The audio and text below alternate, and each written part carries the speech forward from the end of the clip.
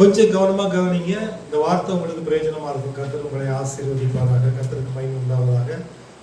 இன்றைக்கு முதல்ல என்ன பார்க்க போறோம் அப்படின்னா, யோபு 1வது அதிகாரம் 20-21. யோபு 1வது அதிகாரம் 20-21. நிர்வாணியாய் என் தாயின் கர்ப்பத்திலிருந்து வந்தேன், நிர்வாணியாய் அவ்விடத்திற்கு திரும்புவேன். கர்த்தர் கொடுத்தார், கர்த்தர் எடுத்தார், கர்த்தருடைய நாமத்திற்கு ஸ்தோத்திரம் என்றார். போதும்.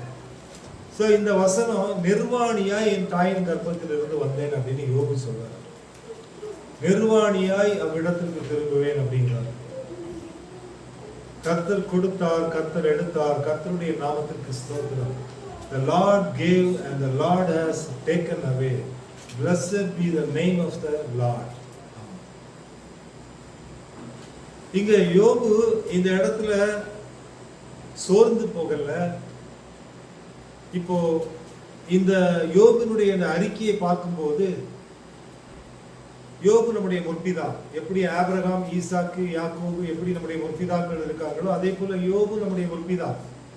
இந்த முற்பிதாவாகிய யோபுனுடைய இந்த அறிக்கையை பார்க்கும்போது எப்படி இருக்குன்னா, உபத்திரவத்தின் மத்தியிலும் பின்வாங்காத நம்முடைய மூதாதையர்கள், விசுவாசத்திலும் நம்பிக்கையிலும் தளர்ந்து போகாமல் சோர்ந்து போகாமல் உறுதியாய் தரித்து நின்ற நம்முடைய முற்பிதாக்கள். அல்லேலூயா. அதாவது என் வாழ்க்கையில நல்லது நடந்தா ஸ்தோத்திரம், இல்லைன்னா என்ன பண்றது அப்படின்னு இல்லாம எல்லா சூழ்நிலையிலும் நான் கர்த்தரை ஸ்தோத்தரிப்பேன். இதுதான் நம்முடைய முற்பிதாவாகிய யோபு நமக்கு கற்றுக் கொடுக்கக்கூடிய ஒரு விஷயமா இருக்கு.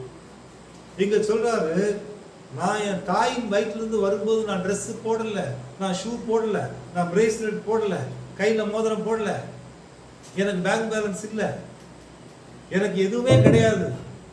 என் அம்மனமா வெளியே எடுத்தாங்க.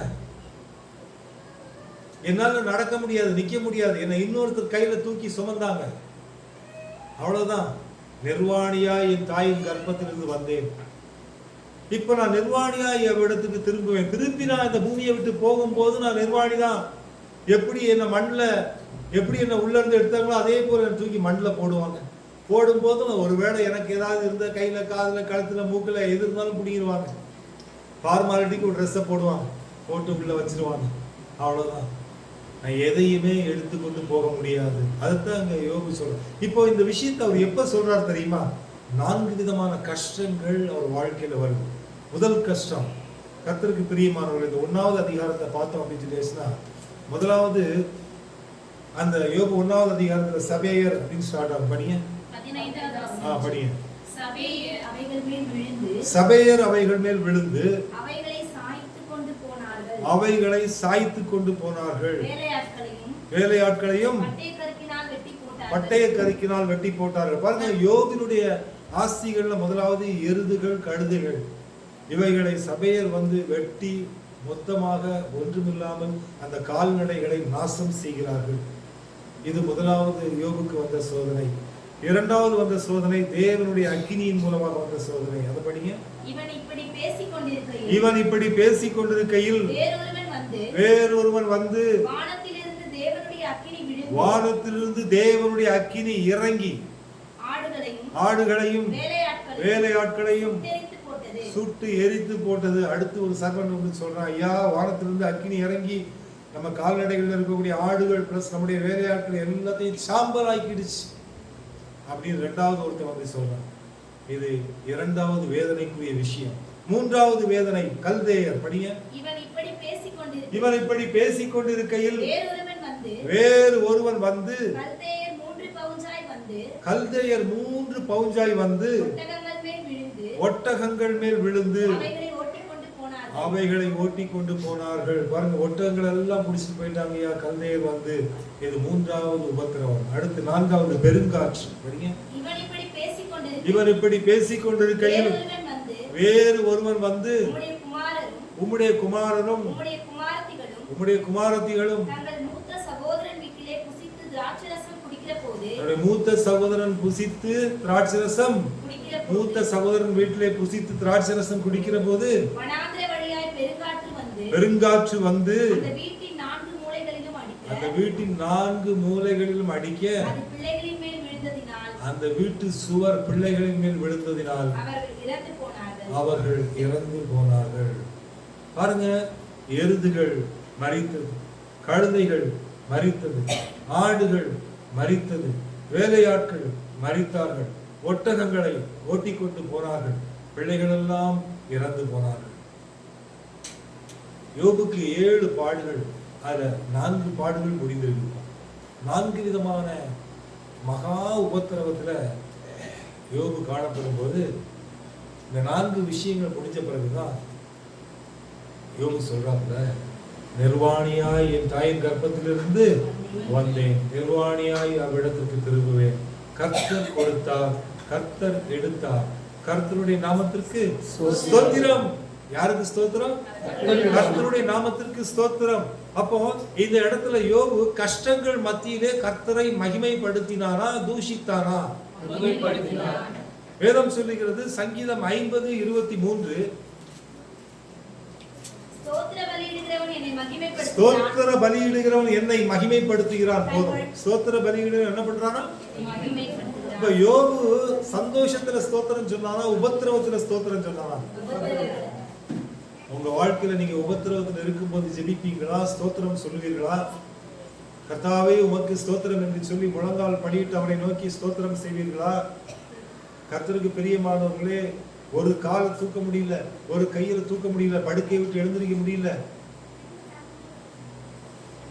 2 மாதங்களுக்கு 2 மாசம் இருக்குன்னு நினைக்கிறேன்.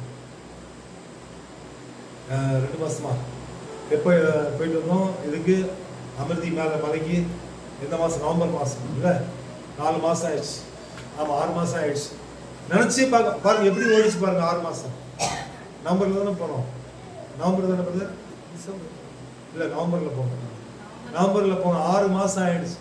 போயிட்டு வந்து அன்னைக்கு நைட்டு படிக்கட்டு ஏற முடியல, நம்ம சபையினுடைய படிக்கட்டு ஏற முடியல, காலை தூக்கி வைக்க முடியல. சரி, சரியா போயிடும் அப்படின்னு படுத்தா எழுந்திருக்க முடியல.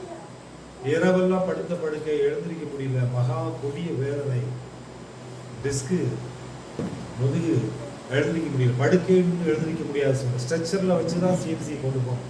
அப்படிப்பட்ட சூழ்நிலை. பாத்ரூமுக்கும் போக முடியாது, எங்கேயுமே போக முடியாது.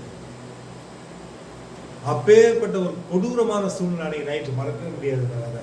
அவனை ஏன்னா ஒரு காலை இப்படி தூக்க முடியல, என்னுடைய காலை என்னால தூக்க முடியல, அசைக்க முடியல, படுக்கையிலிருந்து எழுந்திருக்க முடியல, படுத்த படுக்கையிலே இருக்கிற படுக்கையிலிருந்து எழுந்திருக்க முடியல.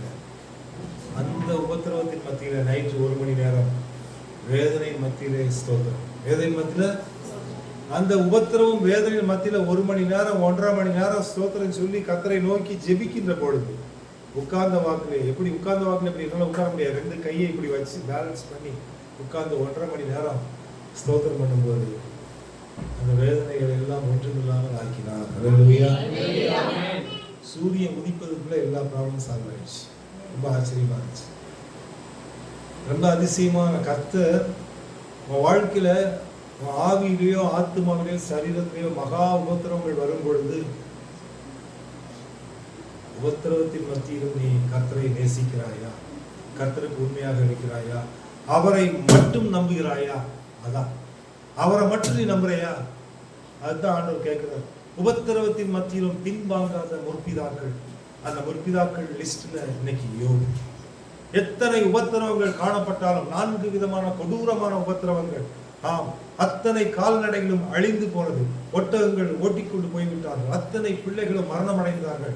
இனி அவனுடைய வாழ்க்கையில எதுவுமே இல்லை, மனைவி மட்டும் இருக்கிறான், அவன் இருக்கிறான், அவன் வாழ்க்கையில எல்லாமே போயிடுச்சு, சொத்துக்கள் அங்க ஒண்ணுமே இல்லை, எல்லாமே அழிந்து போனது. இந்த சிச்சுவேஷன்ல தைரியமா யோபு சொல்றாப்புல, கர்த்தருடைய நாமத்திற்கு ஸ்தோத்திரம். என்ன சொல்றாப்புல? தேவனை மகிமைப்படுத்தின யோபு. பிரசங்கியின் புத்தகம் 5வது அதிகாரம் 15வது வசனம். பிரசங்கி 5:15. தன் தாயின் கற்பத்திலிருந்து நிர்வாணியாய் வந்தான், வந்தது போலவே நிர்வாணியாய் திரும்ப போவான். தன் பிரயாசத்தினால் உண்டான பலன் ஒன்றையும் தன் கையிலே எடுத்துக்கொண்டு போவது இல்லை. அல்லேலூயா. நீ என்னதான் பிரயாசப்பட்டாலும், என்னதான் செஞ்சாலும், என்னதான் 2 லட்ச ரூபாய் LED டிவி வாங்கி வச்சாலும், என்னதான் 6 லட்ச ரூபாய் பைக் வச்சிருந்தாலும், என்னதான் 40 லட்ச ரூபாய் ஆடி கார் வச்சிருந்தாலும், நீ போகும்போது அந்த கார்ல இருக்கிற ஒரு நட்டு கூட உன்னால எடுத்து போக முடியாது. அல்லேலூயா. எதையுமே எடுத்துட்டு போக முடியாது. இங்க சொல்லப்பட்டிருக்கிறது தன் கையிலே எடுத்துக்கொண்டு போவதில்லை. என் கையில எடுத்துட்டு போக முடியாது. ரொம்ப யோசிக்க வேண்டிய ஒரு விஷயம். உன் கையில எதையுமே எடுத்துட்டு போக முடியாது. இதை மிக தெளிவாக இங்கே பிரசங்கி சொல்லுகிறான். நிர்வாணியாய் வந்தேன், நிர்வாணியாய் திரும்பி போவேன், நான் கையில ஒண்ணு எடுத்துட்டு போக மாட்டேன். அல்லேலூயா.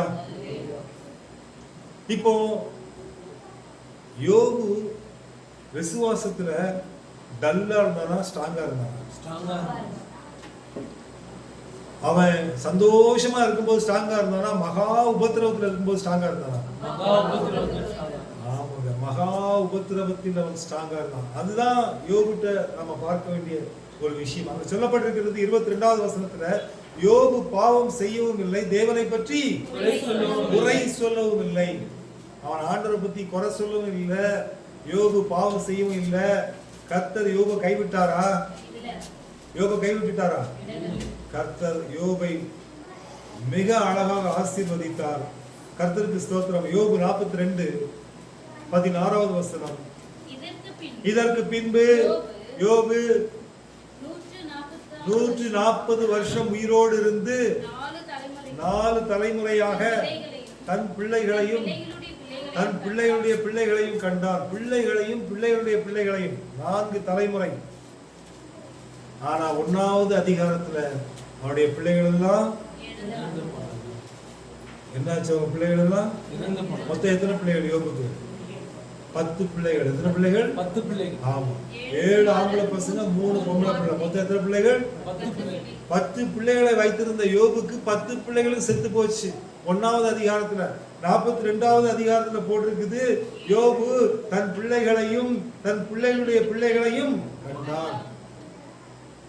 4 தலைமுறையாக தன் பிள்ளைகளையும் தன் பிள்ளைகளுடைய பிள்ளைகளையும் கண்டான். யோபு நெடுநாள் இருந்து பூரண வயதுள்ளவனாய் உபத்திரவத்தின் மத்தியில் நீ பின்வாங்காமல் நம்முடைய முற்பிதாக்களைப் போல கர்த்தர் மீது விசுவாசத்தில் நம்பிக்கையில் உறுதி உள்ள மகனாக இருந்தால் தேவன் உன் உபத்திரவத்தில் இருந்து உன்னை விடுவித்து உன்னை மிகப்பெரிய சாட்சியாக நிறுத்துவார். அல்லேலூயா. அதான் உண்மை. விசுவாசத்தில் உறுதியாக தரித்திருந்த தேவ மனிதன் யோபு. கர்த்தருக்கு ஸ்தோத்திரம். 2வது ஒரு சம்பவத்தை நாம் பார்ப்போம். தானியேல் 6வது அதிகாரம் 10வது வசனம். தானியேல் 6வது அதிகாரம் 10வது வசனம். தானியேல் 6வது அதிகாரம் 10வது வசனம். தானியேலோ என்றால் அந்த பத்திரத்திற்கு கையெழுத்து வைக்கப்பட்டதென்று அறிந்த போதிலும் தன் வீட்டுக்குள்ளே போய் தன் மேல் அறையிலே எருசலேமுக்கு நேராக பலகணிகள் திறந்திருக்க அங்கே தான் முன் செய்து வந்தபடியே தினம் 3 வேளையும் தன் தேவனுக்கு முன்பாக முழங்கால் படியிட்டு ஜெபம் பண்ணி என்ன செலுத்தினான்? ஸ்தோத்திரம். என்னது? ஸ்தோத்திரம். என்னது? யோபு என்ன சொன்னாரு? கர்த்தருடைய நாமத்திற்கு கர்த்தர் கொடுத்தார், கர்த்தர் எடுத்தார், கர்த்தருடைய நாமத்திற்கு. இங்க தானியேல் என்ன சொல்றான்? ஸ்தோத்திரம். இப்போ தானியேல் ஸ்தோத்திரம் பண்ணது முக்கியம் இல்ல, தானியேல் 3 வேளை ஜெபம் பண்ணது முக்கியம் இல்ல, தானியேல் முட்டி போட்டது முக்கியம் இல்ல. இங்க எது முக்கியம் அப்படின்னு சொல்லி பத்திரத்துக்கு கையெழுத்து வைக்கப்பட்டது என்று அறிந்த போதிலும். எதுக்கு கையெழுத்து வச்சிருக்காங்களா? டாக்குமெண்ட் ஏற்கனவே எழுதி இருக்கிறாங்க. ஒரு பத்திரம் எழுதப்பட்டிருக்குது. ஒரு பத்திரம் பிரமாணம் எழுதி அந்த பிரமாணத்துல ராஜா கையெழுத்து போட்டிருக்கிறாரு, சீல் அடிச்சிருக்கிறாரு. அந்த பத்திரத்துக்கு கையெழுத்து வைக்கப்பட்டது என்று அறிந்தும் இதுதான் நம்ம யோசிக்க வேண்டிய விஷயம். நிறைய பேருக்கு பிரச்சனை வருதுன்னு தெரிஞ்சா முதல்ல நைஸா இருந்து எஸ்கேப் ஆகுறது எப்படி, அதான் யோசிப்பாங்க. இந்த மாதிரி சொல்லிட்டாங்கோ, அங்க இதுக்கு போகலைன்னா ஒதுக்கி வச்சிருவாங்களாம், ஊரை விட்டு அப்படின்னு முடிவு எடுத்துருக்காங்க. பஞ்சாயத்துல கூடி முடிவு எடுத்துருக்காங்க. இந்த காரியத்துல நம்ம இறங்கல அப்படின்னு சொல்லியாச்சுன்னா அதுக்கப்புறம் நாளைக்கு நல்லது கெட்டதுக்கு எதுவும் வரமாட்டாங்களாம். முந்தா நாள் சாயங்காலம் பெரியவங்க எல்லாம் கூடி முடிவு எடுத்துட்டாங்க. இந்த விஷயத்த உனக்கு சொல்றேன்ப்பா. இதுக்கு பேர் தான் அறிந்து கொள்வது. இதுக்கு பேர் தான் என்னது? ஓஹோ அப்படியா, அப்ப இதை செய்யலைன்னா நம்மளை ஒதுக்கிடுவாங்களா? இதான் இப்ப இங்க பத்திரத்துக்கு கையெழுத்து வைக்கப்பட்டது என்று அறிந்த போதிலும், எந்த பத்திரம்? ஹலோ, என்னது? எந்த பத்திரம்? அது என்ன பத்திரம் சொல்லுங்க, என்ன பத்திரம்? அந்த பத்திரத்து சமாச்சாரம் என்னன்னு பாத்தீங்கன்னா 7, 8, 9 வசனங்கள். எவனாகிலும் 30 நாள் வரையிலும் ராஜாவாகி உம்மை தவிர எந்த தேவனையானாலும் மனுஷனையானாலும் நோக்கி யாதொரு காரியத்தை குறித்து விண்ணப்பம் பண்ணினால் அவன் சிங்கங்களின் கெபியிலே போடப்பட ராஜா கட்டளை பிறப்பித்து உறுதியான தாக்கீது செய்ய வேண்டும் என்று ராஜ்யத்தினுடைய எல்லா பிரதானிகளும் தேசாதிபதிகளும் பிரபுக்களும் மந்திரிமார்களும் தலைவர்களும் ஆலோசனை பண்ணி கொண்டிருக்கிறார்கள். இப்போதும் ராஜாவே, மேதியருக்கும் பெர்சியருக்கும் இருக்கிற மாறாத பிரமாணத்தின்படியே அந்த தாக்கீது மாற்றப்படாதபடி நீர் அதை கட்டளையிட்டு அதற்கு கையெழுத்து வைக்க வேண்டும் என்றார்கள். அப்படியே ராஜாவாகிய தரியு அந்த கட்டளை பத்திரத்திற்கு கையெழுத்து வைத்தார். எந்த கட்டளை பத்திரம்? நீ ராஜாவையோ அல்லது ராஜாவை தவிர வேற ஏதாச்சும் கல்லையோ வேற ஏதாச்சும் சிலையோ வேற ஏதாச்சும் பிரச்சனையிலையோ நீ போய் சாமியை கும்பிட்ட அப்படின்னு சொல்லியாச்சுன்னா ஒன்னை தூக்கி சிங்கம் இருக்கக்கூடிய குழிக்குள்ள கொண்டு போய் போட்டுருவாங்க. சிங்கம் இருக்க குழிக்குள்ள கொண்டு போய், இதுதான் பத்திரம். ரொம்ப ஈஸியா இருக்கா கஷ்டமா இருக்கா? சிங்கத்துக்கு சாப்பாட்டுக்கு கொண்டு போய் போட்டுருவாங்களாம் உன்னை. இது அட சிங்கத்துக்கு தானே போடுறாங்க அப்படின்னு விடுற விஷயமா அது கொஞ்சம் கஷ்டமான விஷயமா? அட சிங்கம் தானப்பா, ஏன்னா உன்னை பூனை இருக்கிற கூண்டுக்குள்ளே போட்டுறேன்னு சொன்னாங்க. அந்த 2 பூனைகள் பால் குடித்து கொண்டிருக்கிறது, அதோடு உன்னையும் சேர்ந்து அடைப்பார்கள் அப்படியே போட்டுருது. 40 சிங்கங்கள் இருக்கக்கூடிய ஆகாரத்துக்காக காத்து கொண்டிருக்கக்கூடிய அந்த சிங்கத்தினுடைய குழியில உன்னை தூக்கி போட்டுருவாங்க, எலும்பு கூட தேராது, அதனால ஜாக்கிரதை. இதுதான் ரகசியம். இதுதான் அந்த பத்திரம். இந்த பத்திரத்தில் இருக்கக்கூடிய தகவல் தானியேலுக்கு தெரியும். என்ன தெரியும்? நான் இதை செஞ்சா என்ன தூக்கி கொண்டு போய் சிங்க குழியில போட்டுருவாங்க, என் கதை காலி அப்படிங்கிறது தானியேலுக்கு தெரியும். தெரிஞ்சும் வைராக்கியம் பண்ணலாம். அதான் தெரிஞ்சும். இன்னைக்கு எத்தனை பேர் அப்படி இருக்கிறாங்க? இதை செஞ்சா உனக்கு ஸ்காலர்ஷிப் கிடைக்காது, இதை செஞ்சா பிஷப் கையெழுத்து போட மாட்டார், இதை செஞ்சா உன் பிள்ளைக்கு அட்மிஷன் கிடைக்காது, இதை செஞ்சா கல்யாணத்தை நாங்கள் பண்ணி வைக்க மாட்டோம், இதை செஞ்சா உனக்கு புலி கிடைக்காது. ஆமா, அப்போ நாம ஜாக்கிரதையா எப்படி இருக்கணும்? ஜாக்கிரதையா செஞ்சா மாட்டிக்குமே. அதனால கதவெல்லாம் பூட்டிக்கலாம், எல்லாத்தையும் லாக் பண்ணிட்டு சவுண்ட் கிவுண்டெல்லாம் ஆஃப் பண்ணிட்டு சைலண்டா மனசுக்குள்ள மட்டும் மனசுக்குள்ள மட்டும்.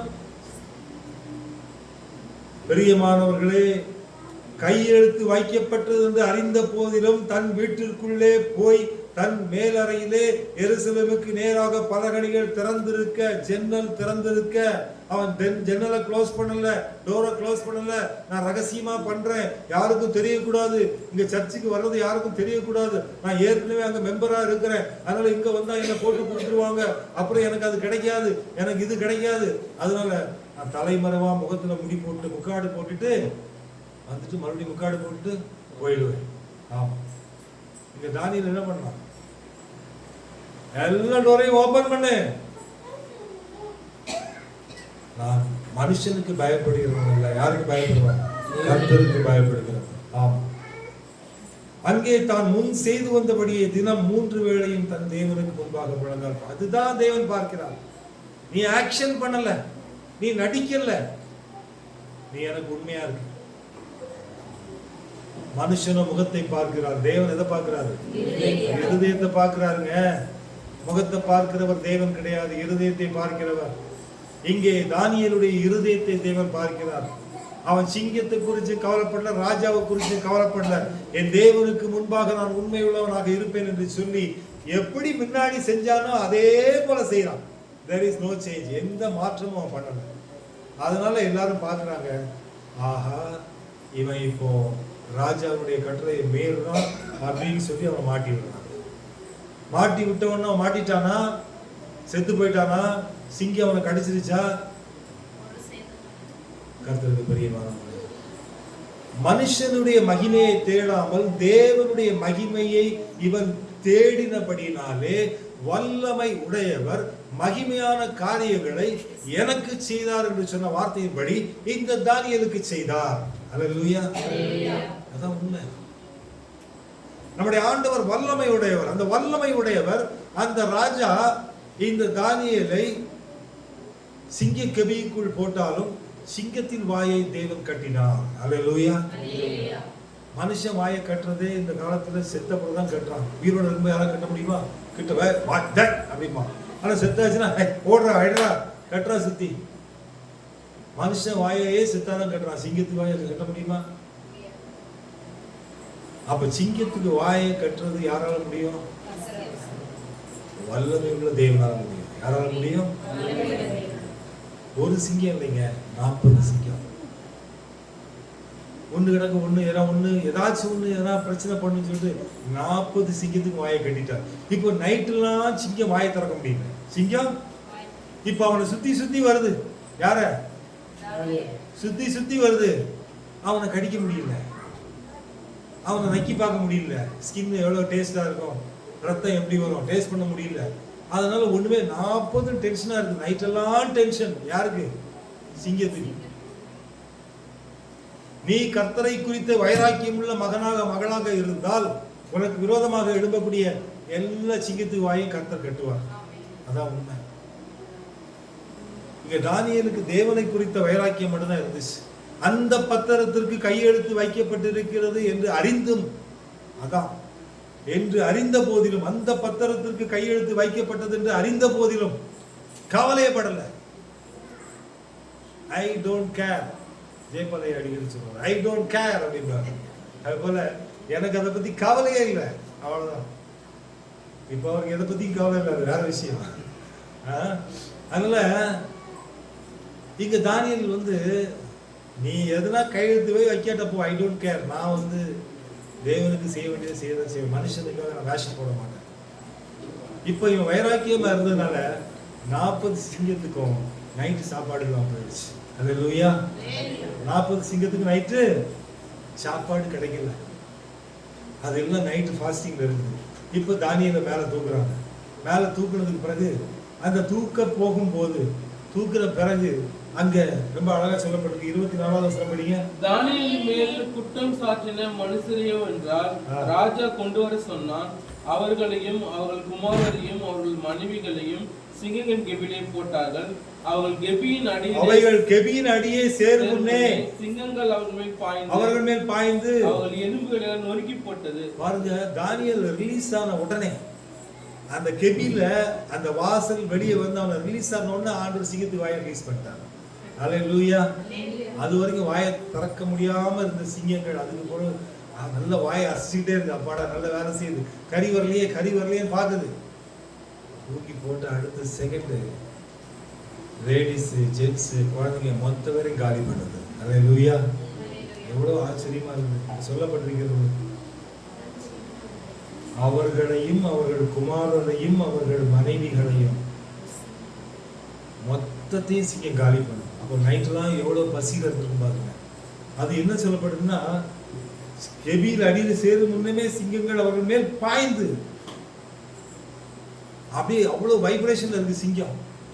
அது அப்படியே பாய்ந்து அவர்களை பிடித்து அவர்கள் எலும்புகளை நொறுக்கி போட்டது. அப்ப எவ்வளவு வெறியில சிங்கம் இருந்திருக்கும். ஆனா அந்த சிங்கத்துக்கு வாய லாக் பண்ணிட்டாரு. என்ன பண்ணிட்டாரு? லாக் பண்ணிட்டாரு. இப்ப லாக் பண்றது யாரால முடியும்? ஏன் அவரால் முடியும்? அவர் வல்லமை தேவன். இப்ப மகிமையான காரியங்களை யாருக்கு செய்தாரு? தானியேலுக்கு செய்தார். ஹல்லேலூயா. இப்ப செய்தது நிமித்தம் என்ன ஆச்சு? தேசம் ரட்சிக்கப்பட்டது. ஹல்லேலூயா. இவர் ஜீவனுள்ள தேவன். ராஜா சொல்றார், இவர் ஜீவனுள்ள தேவன். ஆமா, ரொம்ப அழகா சொல்றார், அவர் ஜீவனுள்ள தேவன், அவர் என்றென்றைக்கு நிலைத்திருக்கிறவர். ஆமா, சொன்னது யாரு? சிங்கத்துக்கிட்ட போட சொன்ன ராஜா அப்படியே உல்டாவாயிட்டார். உல்டாவானது காரணம் என்ன? தானியேல் உல்டாவாகல, அதனால ராஜா உல்டாவாயிட்டார். இன்னைக்கு என்ன நடக்குது? நம்ம ஆளுங்க உல்டாவாயிடுறாங்க. அதனால ராஜா அப்படியே நம்ம ஆட்கள் அடிமையாக வச்சிருக்காங்க. நம்ம உல்டாவாகாம இருந்தோம்னா ராஜா உல்டாவாகும். அதான் உண்மை. ராஜா தலைகீழ மாறிட்டார்.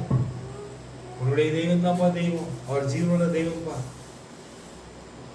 எப்பேற்பட்ட தெய்வம்பா, கர்த்தருக்கு பிரியமாக. விசுவாசத்தில் உறுதியாய் தரித்திருந்த தேவ மனிதர்கள் யோபு, தானியேல். இன்றைக்கு நம்முடைய விசுவாசத்துல எப்படி இருக்கும்? இவங்க வாழ்க்கையில உபத்திரம் வந்துச்சா? ரெண்டு பேருக்கும், தானியேலுக்கும் யோபுக்கும் உபத்திரம் வந்துச்சா? வியாகுலம் வந்துச்சா? துன்பம் வந்துச்சா? நாசமோசம் வந்துச்சா? இவங்க எப்படி பின்வாங்கிட்டாங்களா? ஓடி போயிட்டாங்களா? ஆண்டவர் விட்டு ஓடிட்டாங்களா? ஐயோ சாமி, ஏசப்பா வேணாம்பா, ரொம்ப கஷ்டமா இருக்குது, நான் மறுபடியும் பேதர் மாதிரி மீன் பிடிக்க போயிட்டாங்களா? இல்லைங்க. கர்த்தருக்கு பிரியமானவங்க. காரணம், தேவன் மீது அவர்கள் வைத்த அன்பு. வேதம் சொல்லுகிறது, ரோமர் 8வது அதிகாரம் 36வது வசனம். படிப்போம், ஜெபிப்போம். ரோமர் 8:36.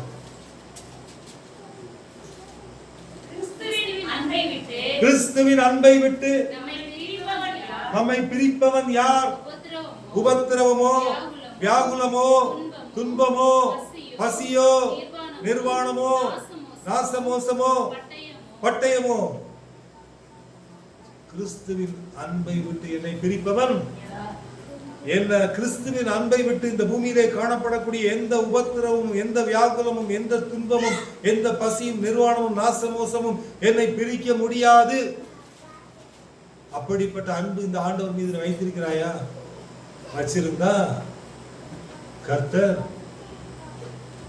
யோபை ஆசீர்வதித்த தேவன், தானியேலை சாட்சியாக நிறுத்தின தேவன் நம்ம வாழ்க்கையில பெரிய பெரிய காரியங்களை செய்வார். சின்ன சின்ன காரியத்துல இன்னைக்கு நம்ம உல்டாவாயிருக்கோம். ஆமா, சின்ன சின்ன அற்பமான காரியங்களில் ஆண்டவரை அசட்டை பண்றோம், ஆண்டவரை மறுதலிக்கிறோம், மனுஷனுக்கு ஒத்த வேஷத்தை தரிக்கிறோம். நாம வைராக்கியம் உள்ள தேவனுடைய பிள்ளைகளாக இருப்போம். தானியேல் வைராக்கியம் உள்ளவனாக இருந்தார், யோபு வைராக்கியம் உள்ளவனாக இருந்தார். இருவருமே கர்த்தருக்கு ஸ்தோத்திரம் செலுத்தினார்கள். கர்த்தர் அவர்களை காப்பாற்றினார். எல்லா சூழ்நிலைகளிலும் அவரை கர்த்தர் உயர்த்தினார். இன்றைக்கும் நாம் கிறிஸ்துவின் அன்பில் தரித்திருப்போம், அவருடைய அன்பில் உண்மையாய் நிலைத்திருப்போம். அல்லேலூயா. கிறிஸ்துவின் அன்பு நம்முடைய வாழ்க்கையில நம்மை அத்தனை உயர்வுக்கு நேராக கொண்டு செல்லும். கர்த்தருக்கு பிரியமான யோபு, தானியேல், இந்த இரண்டு பக்தர்கள் உபத்திரவத்தின் மத்தியிலும் பின்வாங்காதவர்கள் இருந்தார்கள். இந்த இரண்டு பக்தர்கள் விசுவாசத்தில் உறுதியாய் தரித்திருந்தார்கள். இன்றைக்கு நாம் எப்படி இருக்கிறோம்? நாம் கர்த்தருக்கு அடுத்த காரியங்களை விசுவாசத்தில் உறுதியாக இருக்கிறோமா? நாம் கர்த்தருக்கு அடுத்த காரியங்கள் அழகா சாட்சி சொன்னாங்க லாவணியா சிஸ்டர். எத்தனையோ காரியங்கள் 4 வருஷத்துல, ஆமா, எந்த சாங்கியத்துக்கும், எந்த சடங்குக்கும், எந்த சாவுக்கு ஏதுவான காரியங்களுக்கும் யாரா இருந்தாலும் சரி, அது என்ன பெத்த தகப்பனா இருந்தாலும் சரி, அது தாயா இருந்தாலும் சரி, என் உறவுகளாக இருந்தாலும் சரி, தேவனுக்கு விரோதமாக, தேவனுடைய வார்த்தைகளுக்கு விரோதமாக எந்த காரியங்கள் நடந்தாலும் அந்த இடத்துல எங்களை ஒன்றும் பண்ண முடியாது. அல்லேலூயா.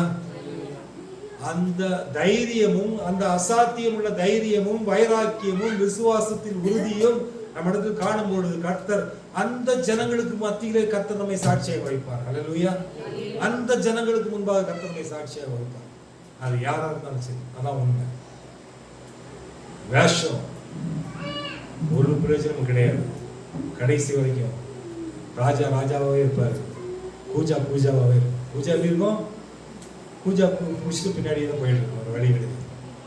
எப்போ நாம கர்த்தருக்கு, கர்த்தரின் ராஜா என்று சொல்லி இந்த ராஜாவுக்கு நாம் கீழ்ப்படிந்து நடக்கும் பொழுது கர்த்தர் எல்லா ராஜாக்களையும் நம்மை திரும்பி பார்க்க வைப்பார். அல்லேலூயா.